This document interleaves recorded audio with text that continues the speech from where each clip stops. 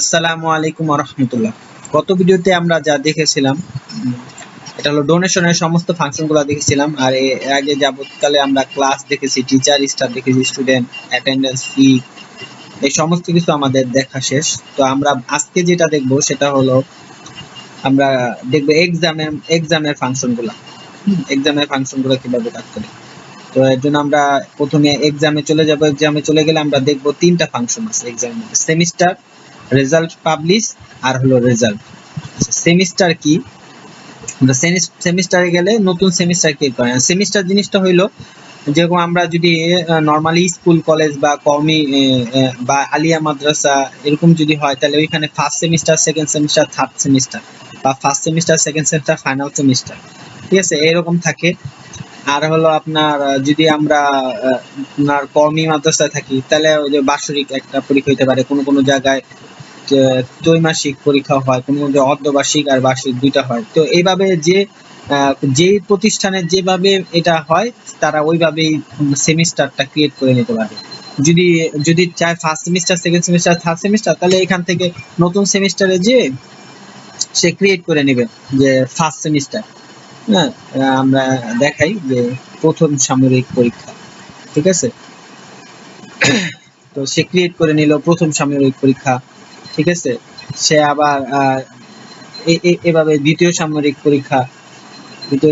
পরীক্ষা, মানে যে যে যে যে কোনো নামে, ইংলিশ বাংলা সবই সাপোর্ট করে, যে কোনো নামে এটা যার যার প্রয়োজন অনুযায়ী সে সেমিস্টার ক্রিয়েট করে নেবে। তার প্রতিষ্ঠানে কিভাবে কি মেথডে পরীক্ষা হয় এটা তিনি ক্রিয়েট করে নেবে, ঠিক আছে। যদি একটাই পরীক্ষা হয় তাহলে একটাই পরীক্ষা থাকবে, যদি মাসিক পরীক্ষাও হয় তাহলে মাসিক পরীক্ষাও থাকবে। আনলিমিটেড ক্রিয়েট করতে পারবে, কিন্তু তার যা প্রয়োজন তার প্রতিষ্ঠানে যেভাবে চলে ওইভাবে। তা আমি আপাতত ফার্স্ট সেমিস্টার, প্রথম সাময়িক, দ্বিতীয় সাময়িক আর বার্ষিক, এই তিনটা দিয়ে দেখাইতেছি।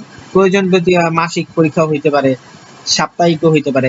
আবার যারা এই প্যাটার্নে নাই তারা ওই যে ওইভাবে ক্রিয়েট করে নেবে যে বার্ষিক পরীক্ষা, সালানা পরীক্ষা, ঠিক আছে। এইটা তাদের মতো করে ক্রিয়েট করে, যে প্রতিষ্ঠান যেভাবে চলে আর ওইভাবে তার মতো সেমিস্টার গুলা ক্রিয়েট করে নেবে।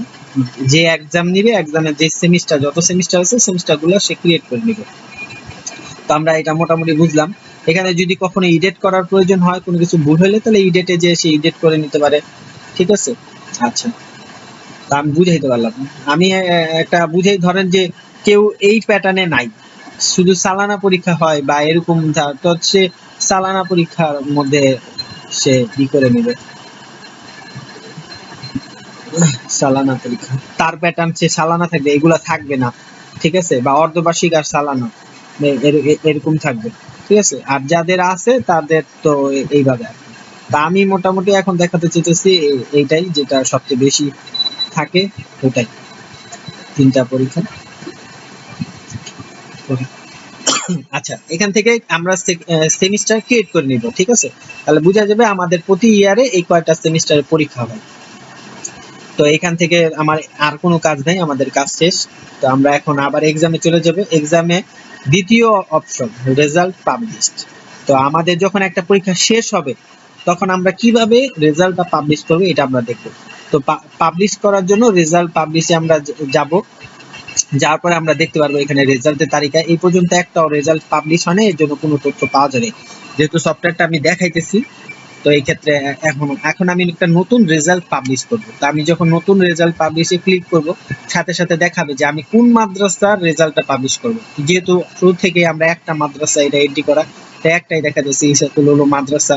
এই মাদ্রাসায় যতগুলো ক্লাস আছে এটা এখানে দেখাইতেছে। তো আমি ক্লাস এখন কোন ক্লাসের রেজাল্ট পাবলিশ করব এটা দেখাবো, ঠিক আছে। তো আমি দেখাইতেছি হেফজোর রেজাল্ট পাবলিশ হবে, ঠিক আছে, বা হেফজ বা তাকমিলের রেজাল্ট পাবলিশ হইতেছে। তাকমিলে কোনো সেকশন নেই, ঠিক আছে। সেকশন না থাকলে নাই, সমস্যা নেই। আর যদি হেফজতে আসতাম তাহলে হেফজের মধ্যে আবার সেকশন বানাইছিলাম, তো এখানে সেকশন আছে, যেটা সেকশন থাকবে ওটা সেকশন থাকবে, যেটা সেকশন থাকবে না ওটা তো থাকবে না। তো আমি তাকমিলের বা হেফজ যেটাই হোক, ইচ্ছা একটা করলেই হইলো। হেফজর রেজাল্ট, তাকমিলের রেজাল্ট পাবলিশ করি। তাকমিলের সেকশন নাই, সেকশন সিলেক্ট করা লাগবে না। আচ্ছা, এখন এই যে সেমিস্টার, প্রথম সাময়িক রেজাল্ট পাবলিশ করতেছি না দ্বিতীয় সাময়িকের রেজাল্ট পাবলিশ করছি না তৃতীয় সাময়িক, মানে বার্ষিক। তা আমার যেগুলো আমি ওইখানে ক্রিয়েট করে আসবো, অটোমেটিক এখানে আমার ওইগুলাই দেখাবে। তো আমরা তো এই বিষয়টা ক্লিয়ার। তো যে প্রতিষ্ঠান যেই ধরনের পরীক্ষা নেয় সে ওইখান থেকে ওই ধরনের পরীক্ষা ক্রিয়েট করলে এখানে অটোমেটিক ওই পরীক্ষাগুলো আইসা পড়বে, আর কখনোই লিখতে হবে না, কিছু করতে হবে না। তো আমরা এখন মনে করেন প্রথম সাময়িক পরীক্ষার রেজাল্ট পাবলিশ করব। তো এটা কত সালে, এটা তো সেমিস্টার দিলাম প্রথম সাময়িক পরীক্ষা, কিন্তু এটা কত সালের প্রথম সাময়িক পরীক্ষা, তো আমি দিলাম যে এটা 2025 সালের প্রথম সাময়িকের পরীক্ষা। ঠিক আছে, তো আমি এখান থেকে চুজ করব এখন আমার পিডিএফ ফাইলটা, যে পিডিএফ ফাইলটা আমি রেডি করছি ওই পিডিএফ ফাইলটা। তো আমি একটা ক্লাস 6 এর পিডিএফ ফাইল এখানে রাখছি, আমাদের একটা প্রতিষ্ঠানের পিডিএফ ফাইল আমি এখানে রাখলাম। তো আমি এখানে এখন সংরক্ষণ করব, সাথে সাথে এটা সংরক্ষণ হয়ে গেছে। ঠিক আছে, তো এই রেজাল্ট পাবলিশ হয়ে গেছে। এখন এটা যে কোনো পিতামাতা সে এই মুহূর্তেই তার বাসায় বসে দেখতে পারবে তার সন্তান পাস করছে কি ফেল করছে নাকি, এগুলো সব জানতে পারবে। ঠিক আছে, তো ওইটা কিভাবে জানতে পারবো ওইটা আমি দেখাইতেছি। তার আগে একটু দেখাই, যদি এই পাবলিশ করা রেজাল্টটা কোনো কারণে ভুল হইতেই পারে, স্বাভাবিক ভুল হইতেই পারে, তো ওই সেই ক্ষেত্রে আমাদের করণীয় কি? সেই ক্ষেত্রে আমাদের করণীয় হইলো আমরা এখান থেকেই যে ইডেট, সব ফাংশনে ইডেট অপশন আছে, তো আপনি ইডিট করে দিতে পারেন যে কোন জিনিসটা ভুল হয়েছে, না এটা তাকমিলের ছিল, না এটা তো হেফজ বিভাগের ছিল, ক্লাস 1 এর ছিল, তাহলে এখন এটা বা ফাইলটা ভুল হইতে পারে। তো ভুল হইলে আপনি চাইলে চেক করে দেখতে পারেন যে বর্তমানে কোন ফাইল আছে, দেখুন এই যে এই ফাইল আছে, যদি এই রেজাল্ট না হয় তাহলে আপনি এই রেজাল্ট পাল্টাই আবার নতুন আরেকটা রেজাল্ট আপলোড দিতে পারেন। তো আমি রেজাল্ট পাবলিশ করছিলাম প্রথম হইলো তাকমিলে, কিন্তু পরবর্তীতে এডিট করে আমি বানায় দিছি এটা হেফজ বিভাগের ক্লাস, মানে হেফজ শ্রেণীর হলো সেকশন হলো 1 এর রেজাল্ট বের হয়েছে, আমি এটা করে দিছি। তো এইভাবে বুঝতেই পারছেন যে সবকিছু এডিট করা যায়। আর এখানে 3 আছে মানে হলো এটা 3টা আমি কিছুক্ষণ পর ঠিক করে দিব। বাকি আমি এটা বুঝেছি 3 মানে হলো আমি প্রথম সেমিস্টারটা সিলেক্ট করছি, ওটা নাম্বার 3 তে ছিল। আচ্ছা, ওইটাই এখানে দেখা যাচ্ছে, আমি 3 মিন্স সিলেক্ট করে দিব, সমস্যা নেই। আচ্ছা আচ্ছা, এখান থেকে আমরা ক্লিয়ার হয়ে গেলাম যে এখানে এখন আমরা হইলো দেখবো যে আমাদের রেজাল্ট কিভাবে গার্জিয়ান বা আমরাই অফিস থেকে বা গার্জিয়ান বা শিক্ষক তারা কিভাবে রেজাল্টটা দেখতে পারবো। তো বাচ্চার যারা গার্জিয়ান তারা এখান থেকে সিলেক্ট করবে যে তাদের কাছে এরকম একটা হোম পেজ থাকবে বা টিচারদের কাছে থাকবে, আর চাইলে মানে এই সফটওয়্যার যে অফিস রুমে থাকবে ওইখানেও থাকবে, বা যাদের কাছে থাকবে তারা এখান থেকে শুধু এখানে দিবে, সিলেক্ট করবে কোন মাদ্রাসার আন্ডারে রেজাল্টটা জানতে চাইতেছে, ফলাফলটা কোন শ্রেণী। তো আমরা তাকমিলে দিছিলাম, কিন্তু পরবর্তীতে তাকমিলিয়া পাবলিশ হয়নি, হেফজোতে পাবলিশ হয়েছে এটা। তো হেফজো সিলেক্ট করলাম, হেফজোতে শুধু হেফজোতে না, হেফজোর মধ্যে ক্লাস 1 এরটা পাবলিশ হয়েছে। ঠিক আছে, তারপর ইয়ার ছিল সেমিস্টার ছিল প্রথম সাময়িক পরীক্ষা। তারপর ইয়ার ছিল হলো 2025 সাল।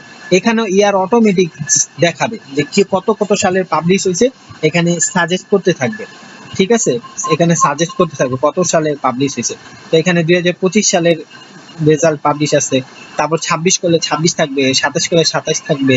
ঠিক আছে, এইভাবে থাকতে থাকবে। তো শুধু সিলেক্ট করে দিলে হবে যে 25 সালেরটা দেখতে চাই, যুক্ত করুন, করার সাথে সাথে এই যে দেখাইতেছে, সবকিছু দেখাইতেছে। ঠিক আছে, এখন যদি আপনি দেখতে চান রেজাল্টটা, তাহলে যে এই বাটনটা ক্লিক করলে যে দেখুন লেখা আছে, দেখুন, এটাতে ক্লিক করার সাথে সাথে আপনি রেজাল্টটা দেখতে পাবেন কি রেজাল্টটা আসছে, যে এরকম স্টুডেন্ট এত পাইছে। এটা তো আপনারা রেডি করে নেবেন পিডিএফ। ঠিক আছে, আচ্ছা, এটা হইলো গেল আমাদের রেজাল্ট ফাংশনের এক্সাম নিয়ে পুরোপুরি আমরা বুঝতে পারলাম। ঠিক আছে, তো এটা এক্সাম নিয়ে ভিডিও ছিল, পরবর্তী বিষয়ে আমরা আবার অন্য ভিডিওতে দেখব ইনশাআল্লাহ। আসসালামু আলাইকুম।